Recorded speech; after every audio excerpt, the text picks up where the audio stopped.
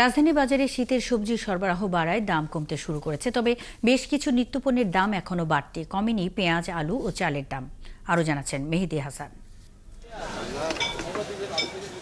প্রতিটি দোকান বাহারি রঙের শাকসবজিতে সাজানো। কারওয়ান বাজারের এমন ছবি শীতকালেই দেখা যায়, তাই তরতাজা সবজির রঙে খুশি সবাই।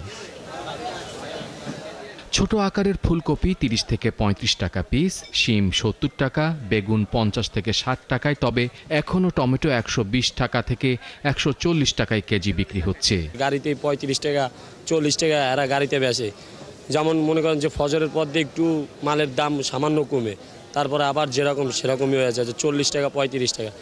যদি আমরা পাইকারি আলারা যদি ৪০-৩৫ টাকা করে কপি কিনি, তাহলে আমরা বেচবো কয় টাকা করে? যেরকম এই যে ফুলকপি, এটা যদি ৩০ টাকা হয়তো সঠিক হইতো, এখন এই যে ফুলকপিটা কিনছি আমি ৬০ টাকা দিয়া, একটা ফুলকপি ৬০ টাকা দাম, তাহলে আমাদের জন্য জুলুম হয়ে যাচ্ছে না? দাম মনে করেন প্রত্যেকটা জিনিসই মনে হয় হারাও বেশি দামে কেনা না গে। তবে পেঁয়াজ, আলু ও চালের দাম এখনও চড়া।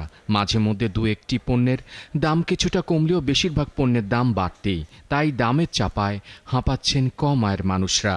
নতুন আলুটা ৯০ টাকা ৮০ টাকা খুচরা বাজারে, আর মনে করেন যে পুরাতন আলু মনে করেন যে ২০০ টাকা ১৫০ টাকা।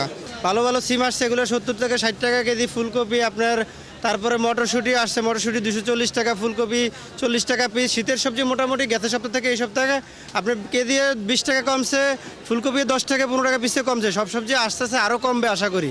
বন্যা ছিল, বন্যার কারণে অনেক সবজি হলো আসতে একটু দেরি হয়েছে। দেরি হওয়ার কারণে এখন সবজির দামটা এখন কমতে শুরু করছে। ব্রয়লার মুরগি ১৯০ টাকা, সোনালী ৩০০ টাকা আর দেশি মুরগি কেজি ৫২০ থেকে ৫৩০ টাকায় দরে বিক্রি হচ্ছে। গরুর মাংস ৭০০ থেকে ৭৫০ টাকায় ১ কেজি। মালের শর্ট থাকলে বাড়বে, কাঁচা বাজার টান খেলে দাম বাড়বো, আমদামি থেকে দাম কমবো।